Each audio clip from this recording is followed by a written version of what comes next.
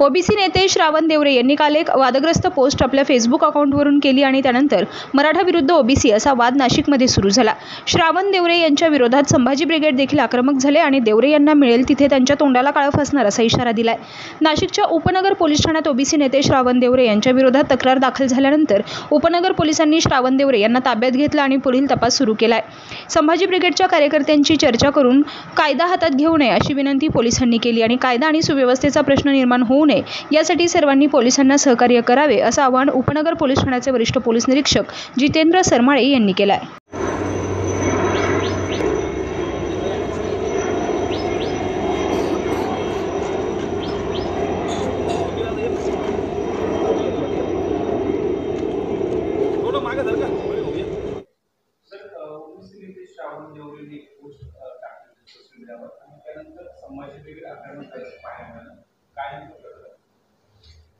याच्यामध्ये श्रावण देवरे यांनी त्यांच्या फेसबुक अकाउंटवरून मराठा संदर्भात एक आक्षेपार्ह पोस्ट व्हायरल केलेली होती। त्या संदर्भातच काल उपनगर पोलीस स्टेशनला आमच्याकडे 338/24 BNS कलम 196(1) आणि 353(2) प्रमाणे गुन्हा दाखल आहे। त्या गुन्ह्याच्या अनुषंगाने आम्ही त्यांना या ठिकाणी ताब्यात घेऊन या ठिकाणी योग्य ती कायदेशीर कारवाई त्यांच्यावर केलेली आहे। त्यांचा मोबाईल पण आम्ही त्या ठिकाणी पंचनामा करून जप्त केलेला आहे। तर एक इलेक्ट्रॉनिक माध्यमाद्वारे दोन समाजामध्ये दोन जातीमध्ये तेढ निर्माण करणारं वक्तव्य त्यांचं ते त्यांनी केलं असल्याने त्यांच्यावर ही कारवाई आम्ही केलेली आहे।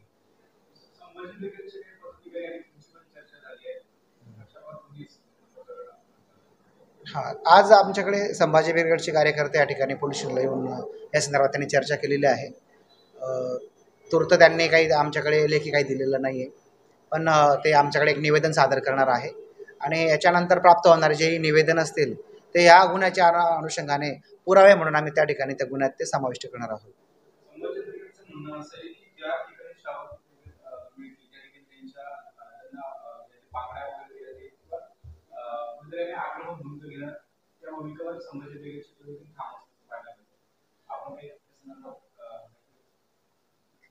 कायदा मोडू नये असं आमचं पोलिसांचं म्हणणं असेल, कारण की यांनी कायदा हातात घेतल्याने यांच्यावर गुन्हा दाखल झालेला आहे आणि कायद्याच्या चौकटीत राहून पोलिसांनी त्यांच्यावर कारवाई पण केलेली आहे।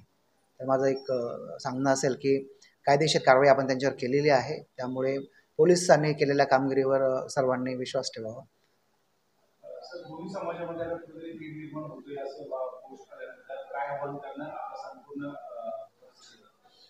कोणताही व्यक्ती हा त्याच्या डोक्यात काय आहे ते त्याच्या याच्यातून कळतं, परंतु एखाद्या व्यक्तीने विकृतीतून किंवा एखाद्या अपराधातून जर काही केलेलं असेल त्याच्यातून सामाजिक एकोपा किंवा कायदा व सुव्यवस्था अबाधित राहणे ठेवणे हे सर्वांचं कर्तव्य असणार आहे।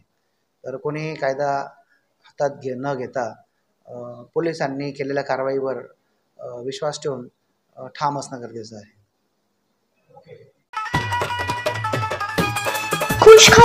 खुश खबर 21 वर्षांची उज्ज्वल परंपरा। भारत सरकारचे RNI नोंदणीकृत वृत्तपत्र तेज वार्ता।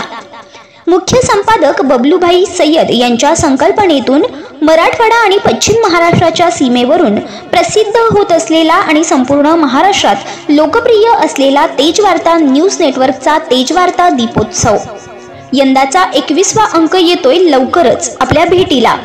यंदाच्या अंकात महाराष्ट्रातील विविध नामांकित साहित्यिकांच्या साहित्याचा बहारदार वाचनीय नजराणा, दीपावलीचा आनंद करणार द्विगुणित। आम्ही जपतोय दिवाळी अंकाच्या वाचन संस्कृतीची उज्ज्वल परंपरा। प्रिंट सोबतच यंदाचा अंक येतोय डिजिटल स्वरूपात। आता आपली जाहिरात पोहोचेल जगभरात। प्रकाश पर्वाचा आनंददायी उत्सव म्हणजेच तेज वार्ता दीपोत्सव। चला तर मग आजच आपली जाहिरात बुक करा। तेज वार्ता दीपोत्सवात जाहिरात म्हणजे 100% समाधान। जाहिरातीसाठी संपर्क 88 88 34 70 33।